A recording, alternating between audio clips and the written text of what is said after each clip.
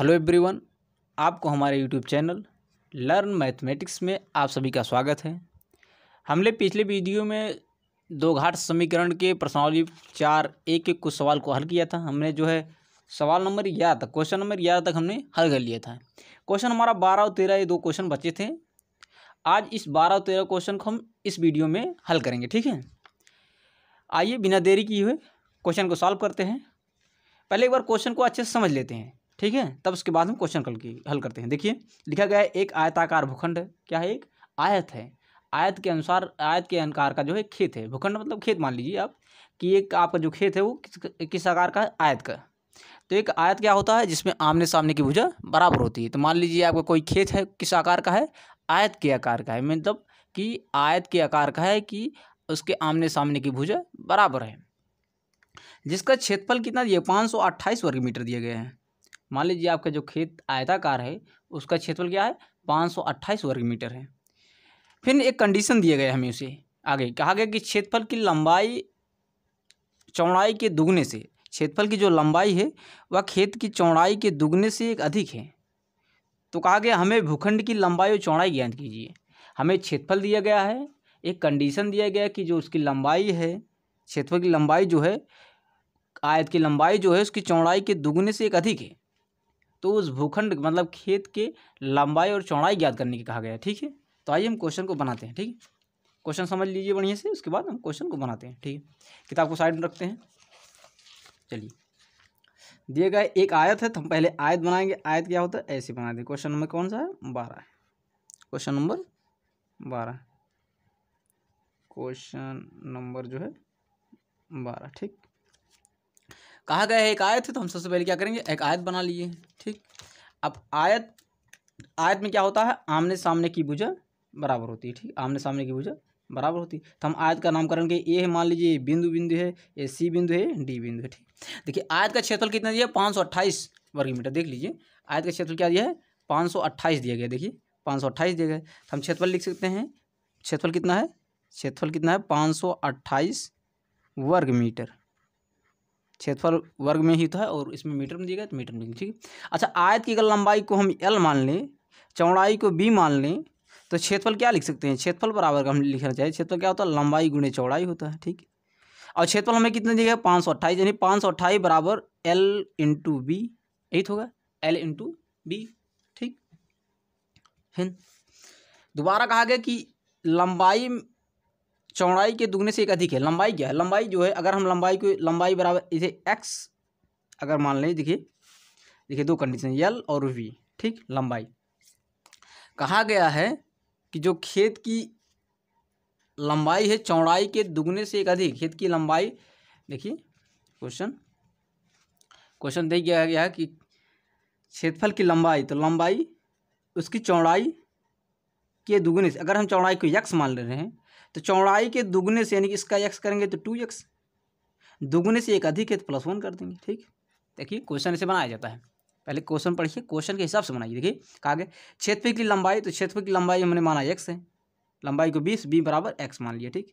अब कहा गया है कि क्षेत्रफल की लंबाई चौड़ाई की, जो क्षेत्रफल की लंबाई जो है, लंबाई ये है ना, लंबाई ये है, चौड़ाई कहा गया अगर हम चौड़ाई को x मान लें तो कहा गया कि क्षेत्रफल की जो लंबाई है वो चौड़ाई के दुगने से, तो चौड़ाई x है, x के दुगने करेंगे 2x होगा, और एक अधिक है 2x +1 कर दिए, ठीक। अब हमारा क्षेत्रफल क्या निकलेगा? अगर हम लिख रहे लंबाई गुणे चौड़ाई बराबर क्या निकलेगा? x इंटू 2x +1, ठीक। यही तो होगा बराबर L इंटू बी की, यही तो होगा, देखिए, ठीक। अब देखिए हल करते हैं, द्विघात समीकरण बनाएंगे। इसको कैसे बनाएंगे? देखिए x 2x +1 बराबर LV कितना निकाल रहे हैं? लंबाई गुणे चौड़ाई कितना दिया गया है? क्षेत्रफल कितना दिया गया है? 528। तो क्षेत्रफल L गुणे B होता है, क्षेत्रफल कितना दिया गया? 528। हम लिखेंगे 528, ठीक। अच्छा, हम x का अंदर गुणा कराएं तो 2x² होगा प्लस x होगा बराबर होगा 528 की, ठीक। यही तो होगा। अगर 528 को बाएं साइड लाएं तो क्या होगा? 2x² plus x minus 528 equal 0 के, ठीक। अभी हमारा क्या बन गया? द्विघात समीकरण बन गया कि नहीं? देखिए द्विघात समीकरण बन गया। अब इसे हम गुणनखंड विधि से x का मान निकाल सकते हैं। कैसे निकालेंगे? गुणनखंड कहते करते हैं, पहले पद का तीसरे पद में गुणा करते हैं। पहले पद का क्या करते हैं, तीसरे पद में चिन्ह सहित गुणा करते हैं। अच्छा, गुणा करने के बाद जो मिलता है उसका एक ऐसा खंड बनाते हैं कि जोड़ने घटाने पर बीच वाली संख्या, मतलब ये जो दूसरा संख्या यक्स जो है वो मिले और गुणा करने पर लास्ट वाली संख्या मिले। तो देखिए 5 पहली का तीसरे में गुणा करेंगे तो 528 का इसमें करेंगे तो कितना होगा, 1028 दूना के 56, 1056 होगा। ठीक, अब 1056 का हम खंड करेंगे। आइए 1056 का अगर हम खंड करें, सबसे पहले 2 से काटते हैं तो 2 से काटेंगे कितना होगा, 528 होगा। फिर 2 से काटेंगे तो 2 दूना के 4, 1 बचा 2 छः के 12, 2 दूना के, देखिए 2 दूना के 4, 2 छः 12, 2 चौके 8। फिर आगे करेंगे खंड तो 2 से काटेंगे 13 दूना के 26, 2 दूना के 4। फिर करेंगे 2 से तो 6 दूना के 12, 1 बटा 6। ठीक, फिर देखिए 2 से करेंगे 2 तिहाई 6, 2 तिहाई 6। फिर देखिए अब 2 से काटेंगे नहीं, 3 से काटेंगे तो 11 बार जाएगा, फिर 11 से काटेंगे तो 1 बार जाएगा। ठीक, अब खंड ऐसा बनाना हमें कि जोड़ने घटाने में क्या है, एक्स माए और गुणा करने पे 1056 मिले। तो बनाइए, देखिए 2 दूना के 4, दूना के 8, दूना के 16। अगर हम यहाँ तक 16 मान ले रहे हैं, ठीक, और यहाँ से क्या 11 तिहाई के 33, 16 33। अगर हम इसको और कर लें तो 16 दूना के 32। देखिए इसको हम अगर 32 बना ले रहे हैं, देखिए 16 दूना के 32 और 11 तिहाई के 33, तो 32 और 33 देखिए 2 खंड बन रहा है, एक 32 एक 33 का, 32 और 33, और अंतर कितना है, 1 का, और 1 का अंतर भी लाना। तो 1 का अंतर हमारा आ रहा है कि नहीं, तो हम कौन कौन खंड बना सकते हैं, 32 और 33 बना सकते हैं। तो आइए बनाते हैं। तो हम लिख सकते हैं 2x² प्लस, देखिए प्लस x आना चाहिए, तो प्लस हम जो लेंगे बड़ी वाली संख्या को क्या रखेंगे, प्लस रखेंगे। तो हम रख सकते हैं क्या, प्लस क्या रखेंगे, 33 अगर हम मान लीजिए पहले रखते हैं तो 33 2x कॉमन नहीं होगा, तो इसलिए हम क्या रखेंगे, पहले निगेटिव रख लेते हैं, कौन 32 रख रहे हैं तो 32x। ठीक, और प्लस कर दे रहे हैं कितना, ये निगेटिव है, प्लस कितना करें 33x। देखिए यहाँ 32 माइनस, यहाँ प्लस 33 से घटाने पर कितना आएगा, प्लस x आएगा। और यहाँ 32 इसलिए रखें क्योंकि 2 यहाँ है 2 इसमें भी है तो कॉमन ले लेंगे। ठीक, और माइनस 528। अब यहाँ देखिए यहाँ से अगर हम 11 कॉमन ले लेंगे तो यहाँ इसमें भी 11 कॉमन हो जाएगा। ठीक, आइए हल करते हैं, आगे बढ़ते हैं।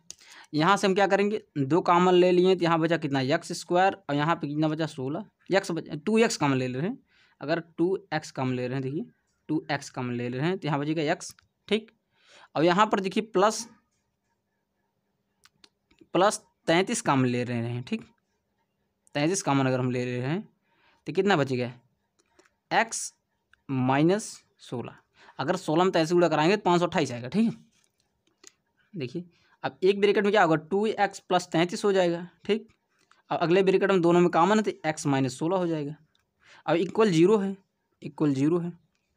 ठीक, तो हम एक को उठाएंगे 0 करेंगे तो x माइनस 16 इक्वल 0, तो x का मान कितना आएगा 16।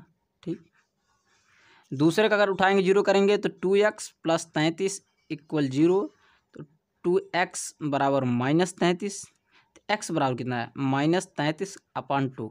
ठीक, हमें x का मान पॉजिटिव लेना है क्योंकि क्षेत्रफल निकालना है। ठीक, तो क्षेत्रफल निकालना पॉजिटिव लेना है, तो हमारी लंबाई कितना आएगी, लंबाई x का मान रखेंगे यहाँ पर हम लंबाई, तो लंबाई कितना 2 इंटू x का मान कितना है 16 है, तो 16 रखेंगे प्लस 1, यानी कितना 16 दूना के 32 एक 33, नहीं हमारी लंबाई कितनी आई 33 आ गई। ठीक, वैसे चौड़ाई अगर पूछे b पूछे तो b कितना आएगा, x का मान रखेंगे 16 यानी 16।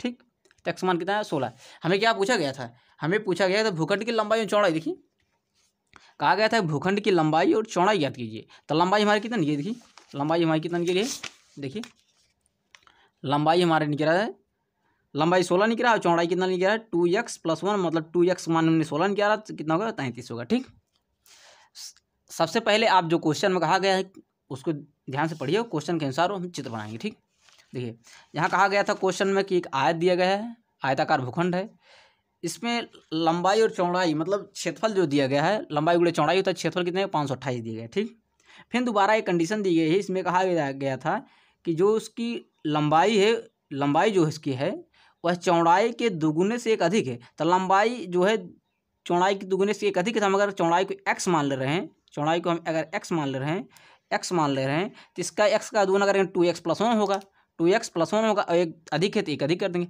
अब देखिए इन दोनों का गुणा कराएंगे तो लंबाई गुणे चौड़ाई होता है, तो लंबाई गुणे चौड़ाई मतलब क्षेत्रफल अगर निकालना चाहें तो देखिए x इंटू 2x प्लस 1 तो लंबाई गुणे चौड़ाई हो गया, बराबर कितना होगा एल बी मतलब क्षेत्रफल के। तो एल बी हमें कितना है 528 है, तो एल जहाँ 5 एल बी लंबाई गुणे चौड़ाई मतलब एल बी जहाँ 528 रखेंगे तो 2x का अंदर गुणा 2x प्लस 1 है। अब x का अंदर गुणा कराएंगे तो 2x square plus 1 plus x होगा बराबर 528 को बाएँ साइड लाएंगे तो माइनस हो जाएगा, तो 2x square plus x minus 528 बराबर 0। अब इसका हम दो घात समीकरण बन गया, इसका गुणनखंड भी से दो घात समीकरण हल करेंगे। तो गुणनखंड कैसे कैसे कैसे करते हैं, पहले का तीसरे में गुणा करते हैं, तो हम गुणा करें तो कितना है 1056 आया। अब 1056 का खंड निकालेंगे, 1056 का ऐसा खंड निकालना है कि जोड़ने घटाने पर क्या है बीच वाला संख्या मिले मतलब x मिले, और गुणा करने पे 1056 मिले। तो हम 1056 का खंड निकाला था, हमारा बना कितना 32 बना और 33, यानी 32 और 33 को आपस में गुणा करते हैं तो हमें मिलता है कितना 1056 मिलता है, और इनका अंतर डिफरेंट निकालते हैं तो x मिलता है। ठीक, तो 2x स्क्वायर माइनस 32, क्योंकि माइनस इसलिए 32 लिए क्योंकि प्लस x लाना है, तो प्लस 33 लेंगे, प्लस वाले हमसे घटेगा माइनस 32 x मिलेगा। ठीक, और माइनस 528 तो माइनस 528 लिए। अब यहाँ पर 2x कॉमन ले लिया तो x माइनस यहाँ x 2x कॉमन लेंगे तो यहाँ x बचेगा, यहाँ स्क्वायर था तो x बचा, और माइनस यहाँ 32 था तो 2 कॉमन ले लिए 16 होगा, x से x हट गया मतलब कॉमन हो गया है। प्लस यहाँ पर 33 हमने कॉमन ले लिया जब, तो यहाँ x बचा और माइनस 528 में 33 भाग देंगे 16 आएगा, तो x माइनस 16 जो पहले ब्रैकेट में आया था वही दूसरे में भी आया, आना भी ऐसे चाहिए गुणनखंड में। तो हमने देखिए एक ब्रैकेट में क्या हो गया x माइनस 16 हो गया, अब अगले ब्रैकेट में क्या हो 2x प्लस 3। अब एक को उठाया हमने 0 के बराबर किया तो x माइनस 16 इक्वल टू 0, तो x बराबर 16, x का मान हमें कितना मिला 16। अब 2x प्लस 33 इक्वल टू 0, तो 2x बराबर माइनस 33, x बराबर माइनस 33/2, क्योंकि x का मान निगेटिव लेना नहीं क्योंकि क्षेत्रफल निकालना है, तो x बराबर कितना 16 आया। अब लंबाई जो है 2x प्लस 1 है और चौड़ाई x है, तो चौड़ाई हमें कितनी मिल गई 16, और लंबाई कितना मिल गई 2x प्लस 1 थी यानी कि 33। तो हम लिख सकते हैं लंबाई b हमारा कितना आया 16, और यल कितना आया 33, यानी a 33 ए भी 33, यानी a 16 तो ए भी 16। अब दोनों देखिए क्षेत्रफल निकालेंगे, लंबाई गुणा चौड़ाई करेंगे, 16 गुणा 33 करेंगे तो 528 हमारा ये उत्तर भी आ गया है। ठीक, आइए नेक्स्ट क्वेश्चन देखते हैं। दूसरा क्वेश्चन, जो दूसरा क्वेश्चन आयु संबंध से है। आयु संबंध से क्वेश्चन दिया गया है। देखिए दूसरा क्वेश्चन पढ़िए, दिया गया है, कहा गया कि रोहन की माँ उससे 26 वर्ष बड़ी है। रोहन कोई एक लड़का रोहन है, रोहन की जो माँ है उससे 26 वर्ष, रोहन से 26 वर्ष बड़ी है। कहा उनकी आयु का गुणनफल अब से 3 वर्ष बाद, मतलब आज जो वर्तमान है, वर्तमान से 3 वर्ष बाद उनका गुणनफल कितना 360 हो जाएगा। तो रोहन की वर्तमान आयु पूछा गया है। चलिए आइए बनाते हैं क्वेश्चन को। देखिए कहा गया रोहन, तो हम लिखेंगे रोहन, मान लीजिए रोहन कहा गया तो रोहन, और उसकी माँ रोहन की माँ, ऐसे बनाइए क्वेश्चन आप। क्वेश्चन नंबर 13, ठीक, क्वेश्चन नंबर 13 दिएगा। ठीक, कहा गया रोहन की माँ उससे 26 वर्ष बड़ी। अगर हम रोहन की माँ उससे 26 वर्ष बड़ी, किससे 26 वर्ष बड़ी है रोहन से, तो अगर रोहन की आयु हम x मान ले रहे हैं, रोहन की आयु क्या मान ले x, अगर मान ले रहे हैं, माना रोहन की आयु क्या है x वर्ष है। ठीक, अगर रोहन की आयु x वर्ष है तो उसकी माँ कितनी होगी, रोहन से 26 वर्ष बड़ी हैं तो x प्लस 26 वर्ष होंगी, यही तो होगी। मान लीजिए आप जो है 10 साल के हैं तो आपकी माँ आपसे 26 साल बड़ी हैं, तो आपकी माँ की उम्र कितना होगी 36 साल होगी, क्योंकि आप 10 साल के हैं। आप अगर 10 साल के हैं तो आपकी माँ की उम्र कितना होगी 10। अगर आज आपकी उम्र 10 साल है और आपकी माँ की उम्र आपसे अगर जो पूछे कि आपकी, जैसे रोहन पूछा रोहन की उम्र क्या वर्तमान में हमारा x है, तो 26 वर्ष बड़ी हैं तो x प्लस 26 होगा। ऐसे आप अगर आज 10 साल के हैं तो आपकी माँ जो है 26 वर्ष बड़ी हैं तो आपकी 10 प्लस 36 होगा, मतलब 36 वर्ष होगा। ठीक, ऐसे पूछा गया। फिर कहा गया है कि उनकी आयु का गुणनफल 3 वर्ष पश्चात, तो 3 वर्ष पश्चात, ये तो वर्तमान था, ये क्या था, इसे लिखेंगे वर्तमान आयु। ठीक, ये क्या है वर्तमान आयु है। अब 3 वर्ष अगर पश्चात जाएंगे, 3 वर्ष पश्चात लिखेंगे, 3 वर्ष पश्चात मतलब बाद में, 3 वर्ष पश्चात मतलब बाद, 3 वर्ष बाद, आज से 3 वर्ष बाद, तो आज से 3 वर्ष बाद जाएंगे तो आज की उम्र में प्लस 3 जोड़ेंगे तो आज से 3 वर्ष बाद आ जाएगा। ठीक, वैसे माँ की उम्र में 3 वर्ष आज से जोड़ेंगे तो x प्लस 26 प्लस 3 जोड़ेंगे तो कितना होगा x प्लस 26 3 29, x प्लस 29 वर्ष। ठीक, अब इन दोनों का गुणनफल कहा गया है x प्लस 3, इन दोनों का गुणनफल क्या है आना चाहिए, इन दोनों का गुणनफल हमें दिया गया 360। देखिए गुणनफल कितना है 360 है, तो रखेंगे, करिए करते हैं, तो लिखेंगे x प्रश्नानुसार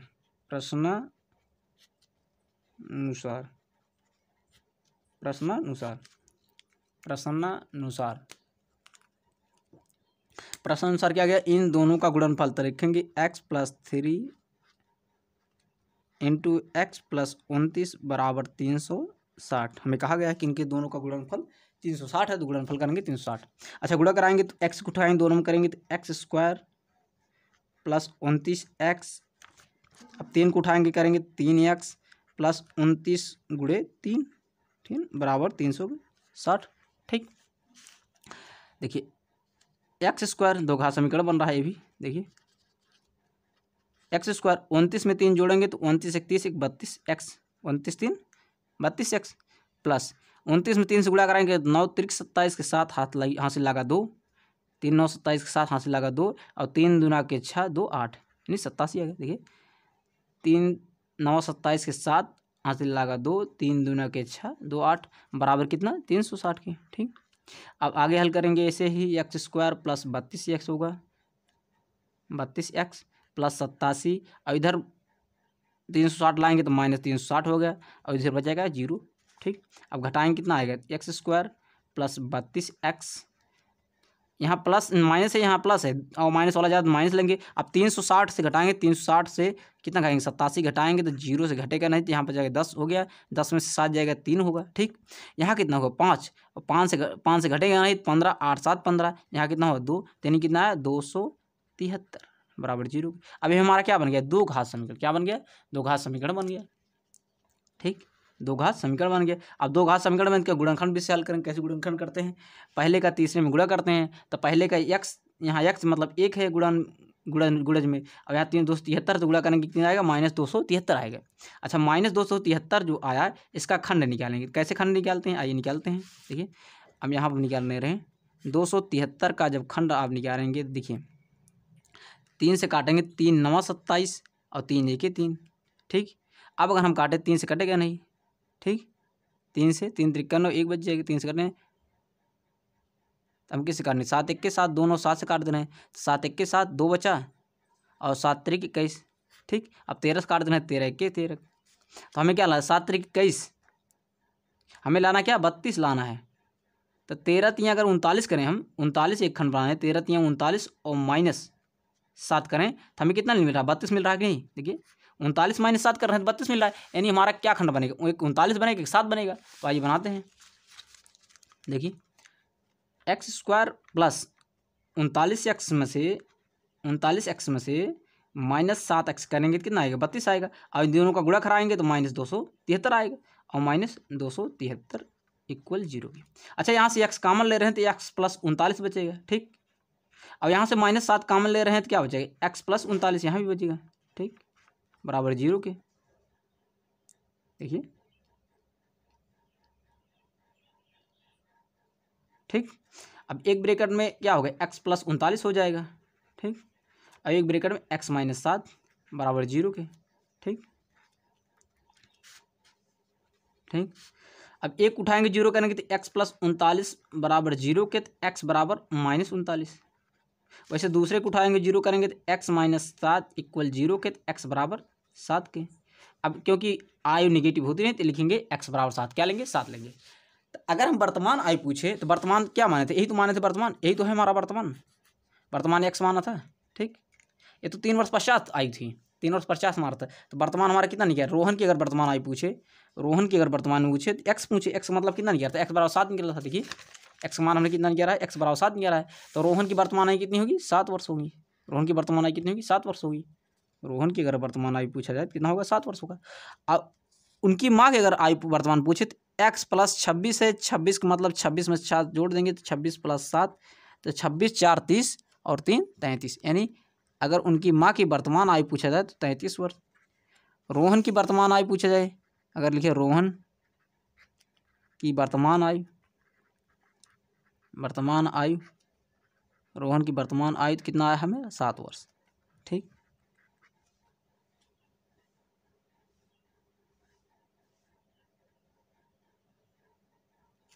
और माँ की अगर वर्तमान आयु, रोहन की माँ की वर्तमान आयु पूछा जाए तो कितना होगा 33 वर्ष। 33 वर्ष। ठीक, एक बार दोबारा क्वेश्चन समझते हैं। क्वेश्चन देखिए, कहा गया है कि रोहन की माँ उससे 26 वर्ष बड़ी है। तो रोहन की माँ, देखिए रोहन को अगर हम x मान रहे हैं तो उसकी माँ कितनी हुई, 26 बड़ी है, तो x + 26 हो गया। ठीक, फिर दोबारा कहा गया कि उनकी आयु का गुणनफल अब से 3 वर्ष पश्चात, तब से 3, ये वर्तमान मान लिए हमने, ये वर्तमान, तो वर्तमान से 3 वर्ष पश्चात मतलब 3 वर्ष बाद जाएंगे। तो x + 26 था, 26 में 3 जोड़ेंगे तभी वर्तमान आएगा। आज से आपको आगे जाना होगा, तो आज की आयु में आगे की आयु जोड़ेंगे तभी तो आगे जाएंगे। तो x + 26 में 3 जोड़ेंगे तो वर्तमान 3 वर्ष बाद कहा गया, तो 3 वर्ष जोड़ देंगे दोनों में, तो पुत्र के में भी, रोहन के में भी और उसकी माँ में भी। अब कहा गया 3 वर्ष पश्चात उनकी आयु का गुणनफल, 3 वर्ष पश्चात या की आयु कितनी हुई, x + 29 हुई और x + 3 हुई। अब इनका दोनों का गुणनफल कितना है, 360 है। तो हम लिख कर लिए प्रश्न अनुसार x + 3 और x + 29 का गुणनफल कितना है, 360 है। अब इनका गुणा करेंगे तो कितना आएगा, x² और इसका अंदर करेंगे तो 29x, इसका अंदर गुणा करेंगे 3x और इसका अंदर गुणा करेंगे 29 × 3 = 360 के। अच्छा, x² + 29 और 3 जोड़ेंगे तो 32x और इसका गुणा कराएंगे 87x, 87 होगा बराबर 360 के। अब 360 को इधर लाएंगे तो माइनस होगा, बराबर उधर 0 बचेगा, कितना हुआ, x² + 32x - 273, ठीक, बराबर 0। अब यह कैसे बन गया, दो घात समीकरण बन गया। अब 200 घात समीकरण हल करते हैं कैसे, पहले का तीसरे पद में गुणा कराते हैं, तो हमने गुणा करा कितना है, -273, यानी जोड़ने घटाने पे कितना आना चाहिए, 32x से आना चाहिए और गुणा करने पे -273 आना चाहिए। ऐसा खंड बनाना है। तो हम 273 खंड बनाएंगे, तो पहले 3 से काटा तो कितनी बार गया, 91, 91 आया, फिर 7 से काटा 13, 13 से काटा तो एक बार। अब देखिए 13 × 3 = 39, 1 39 और 1 7, अगर 39 से 7 घटाते हैं तो 32 आता है और 32 हमें लाना भी है, बीच वाला 32 लाना भी है। तो हमें हमारा एक खंड बना, क्या एक खंड बन गया हमारा, x² + 39x और -7x बराबर -273 बराबर 0 के। तो इसमें x कॉमन ले लिए तो क्या बचा, x + 39 बचा और यहाँ -7 कॉमन ले लिए तो x + 39 बचा बराबर 0 के। तो यहाँ x + 39 एक ब्रैकेट में क्या हो गया, x - 7 बराबर 0 के। हमने x + 39 उठाया बराबर 0 किया तो x बराबर -39 आया। अब ऐसे x - 7 = 0 किया तो x बराबर 7 आया। तो यानी x बराबर जो 7 है, क्योंकि आयु नेगेटिव होती नहीं इसलिए हम इसको नहीं लेंगे, ठीक, इसको नहीं लेंगे x बराबर -39 को, आयु क्योंकि नेगेटिव होती नहीं, आयु किसी की आयु नेगेटिव जाती है, आयु तो हरदम कहते हैं 2 साल 3 साल, कोई कहता है मैं -4 साल का हो गए, नहीं, कहते हैं 2 साल हुआ, 3 साल हुए हैं, 5 साल हुए हैं, ऐसे आयु कितना हो, 7 होगा, ठीक। अब ये जो x निकला है ये वर्तमान आयु निकली थी, x हमने तो रोहन की वर्तमान आयु x मानी थी। अब अगर क्वेश्चन में भी पूछा गया कि रोहन की वर्तमान आयु, देखिए रोहन की वर्तमान आयु, तो रोहन की वर्तमान आयु कितनी होगी, 7 वर्ष, क्योंकि x बराबर हमारा निकला है 7, यही वर्तमान आयु पूछा गया था। अगर अच्छा माँ की वर्तमान आयु पूछा जाए तो 7 26 था, x + 26 था, x + 26 में हम 7 जोड़ देंगे, 26 + 7 यानी कि 33 वर्ष। यानी अगर माँ की वर्तमान आयु पूछा जाए तो कितना होगा, 33 वर्ष, रोहन की वर्तमान आयु पूछा जाए 7 वर्ष, ठीक, धन्यवाद। अब इससे संबंधित आज प्रश्नावली 4A लगा चुके हैं, अगले वीडियो में आपको 4B के सवाल देखने को मिलेंगे। तब तक हम बने रहिए हमारे YouTube चैनल लर्न मैथमेटिक्स में। धन्यवाद।